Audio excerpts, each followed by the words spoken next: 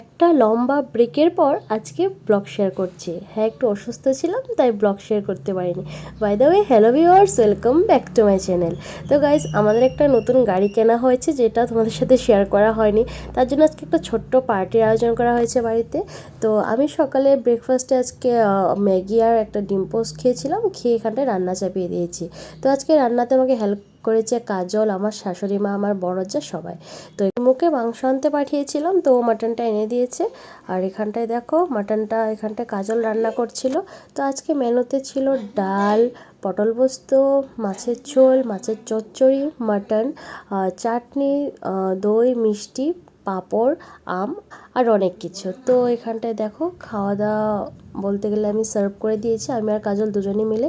আর পিসিমণি আর পিসেমশাইকেও খেতে নিমন্ত্রণ করেছিলাম, তো ওনারাও এসে গেছে, তো ওনাদেরকে আমি খেতে দিয়ে দিয়েছি। তো এখানটায় পিসিমণি আর পিসেমশাই খাচ্ছে, আর এখানটায় দেখো দই মিষ্টিটা এবার সার্ভ করব। তো সবার খাওয়া দাওয়া হওয়ার পর আমি আর কাজল এখানটায় বেড়ে নিয়েছি। খাওয়া দাওয়া কমপ্লিট করে সব কিছু গুছিয়ে রাখতে রাখতে বিকেল 5টা বেজে গেছিলো, আর আজকে আমি ভীষণই টায়ার্ড হয়ে গেছি। তো ভিডিওটা আর লম্বা করছি না, ভিডিওটা কেমন লাগলো কমেন্ট করে জানিও। Thanks for watching, by.